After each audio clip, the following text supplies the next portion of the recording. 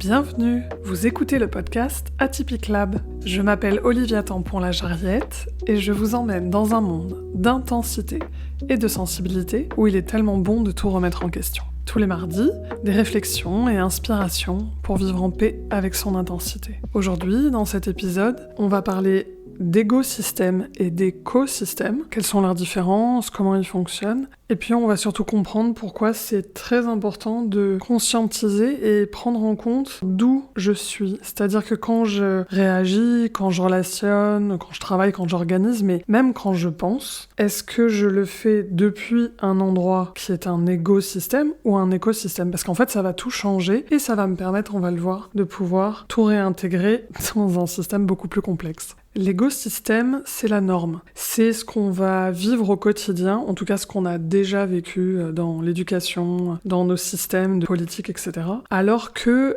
l'écosystème, alors c'est la réalité de certaines personnes, mais ça reste une minorité. Donc ici, je vais plutôt parler d'idéal, d'un système à retrouver et à développer. Si je voulais vraiment être plus nuancée, les deux coexistent constamment, et c'est cette systémie qui est hyper complexe, qui moi est ce que je préfère, analyser, percevoir, accompagner, etc. On va, pour pouvoir être plus simple, séparer les deux. Donc l'écosystème, si vous devez vous le représenter, on pourrait dire que ça ressemble à une pyramide, alors que l'écho, on va être sur un cercle, c'est un rond. Déjà, sa représentation graphique, elle n'est pas la même. Pourquoi ? Dans l'écosystème, on est vraiment sur un principe de hiérarchie, celle qu'on connaît aujourd'hui. Alors on peut l'appeler le capitalisme, le patriarcat, en tout cas, c'est quelque chose, vous voyez, qui est très structuré, qui est très organisé, et où on va pouvoir ranger les gens, les valeurs, les compétences, en tout cas, c'est quelque chose qui est très organisé. Et dans cette organisation, vous pouvez, si vous vous amusez à dessiner en même temps, vous pouvez un peu griffonner le bas de la pyramide ou la mettre entre parenthèses parce que c'est l'endroit qui est détesté, rejeté. C'est un peu la partie honteuse.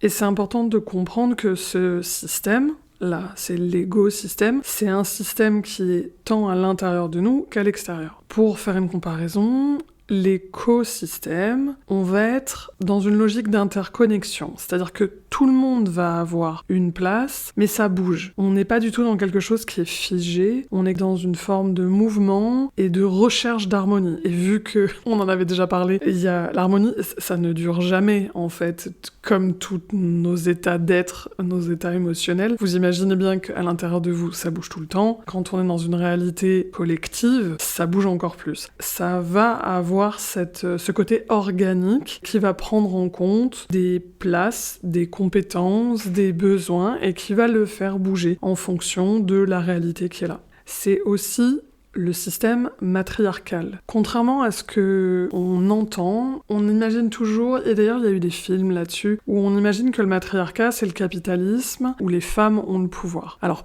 pas du tout. En gros, le matriarcat, on va honorer chacun à une place qui est dans une forme de complémentarité et d'interconnexion. C'est-à-dire qu'il n'y a pas quelqu'un qui est au-dessus, c'est en fonction des besoins, on va aller voir un tel, on va aller voir un tel. Le meilleur exemple, ça serait la permaculture. On va aller regarder ce qui se passe. On va prendre la réalité comme elle est. C'est-à-dire c'est là. Et on va poser des questions, on va chercher, bien sûr qu'on va être biaisé, etc. C'est pour ça que je vous dis que la réalité, c'est le mélange des deux dans une systémie très complexe. Mais si on reste sur quelque chose d'un petit peu caricatural, justement, il y a cette notion d'ouverture. Je regarde ce qui est là, et vous connaissez peut-être le principe, en permaculture, on ne touche pas au sol pendant 1 an. C'est-à-dire qu'on n'a pas d'intentionnalité de je veux avoir des récoltes, faire pousser ça. Non, déjà je regarde ce qui est là, et puis je vais faire avec. Et c'est pour ça que je vous dis que c'est très fluide, c'est très organique, et ça demande en effet une grande souplesse.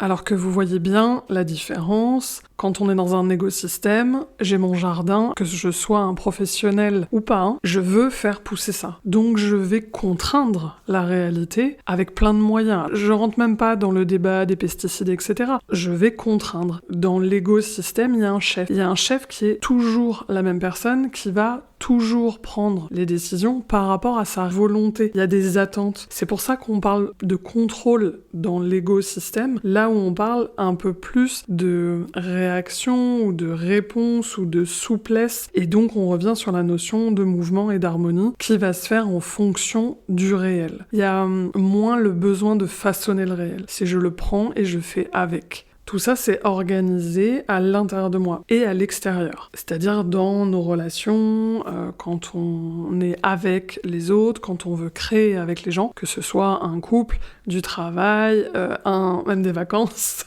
ou alors à l'intérieur de moi, quand je réagis. Vous savez, c'est part de nous quand on n'arrive pas à prendre une décision, ou même nos croyances. Et c'est ça que je vous invite aujourd'hui à faire, c'est à vous poser la question, à partir d'où je réagis, je prends cette décision, je dis cette chose. Alors oui, ça demande énormément de conscience, ça demande énormément de temps, et ça demande le courage aussi d'aller plonger à l'intérieur de soi. Hein. L'avantage, c'est que ça va vous permettre de vérifier plusieurs choses, c'est-à-dire votre niveau de sécurité. Vous allez vous rendre compte assez vite qu'il faut être extrêmement en sécurité pour être dans un écosystème, parce qu'on est dans une société qui a énormément poussé la peur du manque, la peur de l'autre, etc.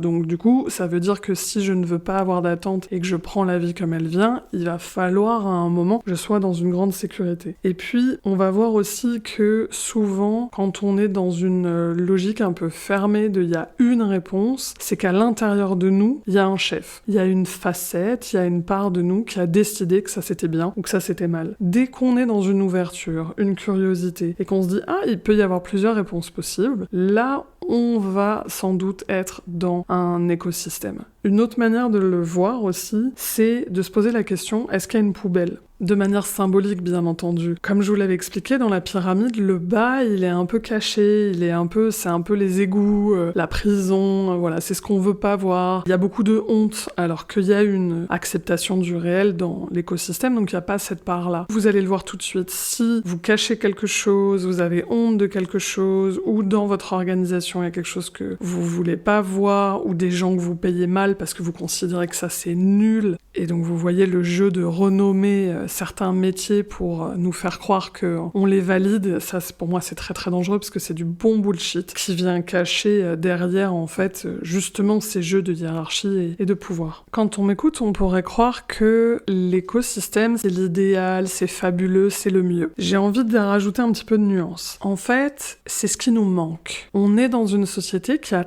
tellement valorisé le principe de hiérarchie, le principe de structure extrêmement figée, avec des choses qui sont bien, des choses qui sont pas bien. On est arrivé dans un monde où on le voit aujourd'hui, il y a une grande rébellion, hein, le féminisme en a été, il y a aussi toutes les causes racisées, moi je vous en parle beaucoup avec les personnes neuroatypiques, hein, c'est-à-dire qu'on en a ras-le-bol d'avoir ces normes et en fait on en a surtout marre de nous faire croire que c'est le seul système qui existe. Et il est là le mensonge. C'est que ce qui manque aujourd'hui dans le monde, c'est d'avoir les deux. C'est d'avoir cet équilibre, on pourrait dire entre du sucré et du salé, vous voyez, comme ça enlève la notion de bien ou de mal, c'est des goûts, et en les mélangeant, on va pouvoir avoir d'autres choses. Là, pour le coup, c'est vraiment mon idéal. On va pouvoir intégrer les deux visions dans une partie qui est très hiérarchisée, très organisée, avec des attentes, je veux, une partie de contrôle aussi, hein. Mais c'est intégré, assumé dans un écosystème, c'est-à-dire que quand je vais relationner avec les autres, je sais ce que je suis, ce que je fais, ce qui est essentiel pour moi. Donc je connais ma petite pyramide d'organisation interne, mais elle est suffisamment en sécurité et en même temps avec cette ouverture de « Oh là là, la vie va continuer à bouger ». Moi j'aime bien comparer ça à des vagues et on sait jamais trop quelle est la prochaine vague. Est-ce que ça va être calme ou pas? Si vous faites du surf, vous connaissez le principe. Il y a cette attente et je fais avec ce qui est là. Il faut quand même être dans la sécurité et la conscience de soi. Qui va me permettre avec cette souplesse de pouvoir créer, relationner, produire de manière plus harmonieuse, plus pérenne. Donc non, votre ego, c'est pas mal, c'est simplement votre réalité, votre perception du monde qui s'est organisée par rapport à vos besoins, par rapport à vos croyances, par rapport à votre vécu. Et quand on est neuroatypique, on va avoir besoin de sortir du cadre extérieur qui nous a fait croire qu'il n'y en avait qu'un seul, vous voyez bien que c'est pas juste l'un qui est bien ou l'autre qui est mal, c'est toujours la même chose, tout remettre en question et aller chercher à créer des espaces à l'intérieur de nous et dans nos relations, dans notre quotidien, dans notre travail, où il y a cet équilibre entre je me connais, j'ai besoin de ça, c'est la forme que j'aime bien, c'est la structure que j'aime bien, l'organisation, le classement, et en même temps, dès que je vais tomber sur des parties de moi qui sont honteuses, cachées, culpabilisantes, je vais aller pouvoir essayer de faire cette souplesse de les réintégrer. C'est une danse entre cet égo-système et cet écosystème, et c'est ce que moi j'appelle un ego intégré. C'est hyper confortable, mais comme tout, ça ne dure jamais, c'est-à-dire que c'est là, un peu plus, un peu moins. Quand on arrive à le comprendre et à s'en amuser, enfin en tout cas pour moi c'est une clé, l'humour, on va pouvoir réussir à être dans cette réalité plus globale, en fait qui nous dépasse, et c'est pour ça que c'est important d'intégrer une forme de spiritualité parce que ça nous ramène de manière très humble et un peu insécure. Dans cette réalité, le monde est tellement vaste quand on prend en compte notre inconscient, les mondes invisibles, ce qu'on pourrait appeler l'énergétique, ou même le transgénérationnel, nos lignées. Il y a tellement de choses, l'infiniment grand, l'infiniment petit. On a beau avoir énormément d'outils, on voit bien aujourd'hui qu'il y a énormément de choses qu'on n'arrive pas à mettre en lumière dans cette complexité qui est autour de nous, qui est en nous. Je vous invite donc à vous poser la question quand vous relationnez, quand vous réagissez, quand vous réfléchissez, à quel endroit je suis. Est-ce que je suis plutôt dans mon écosystème? Est-ce que je suis dans mon égo-système? Ou est-ce que je suis dans un niveau de complexité totale et je suis incapable de le savoir? Ce qui est de toute façon la réalité sur un plan plus grand. Je vous dis merci pour votre écoute. N'hésitez pas à me partager les domaines de vie ou les sujets qui vous mettent en mouvement dans un ego ou un écosystème, et à le partager avec toutes les personnes avec qui ça va bien entendu les faire réagir et leur donner l'inspiration. Je vous souhaite une très belle semaine et je vous dis à mardi prochain. Au revoir.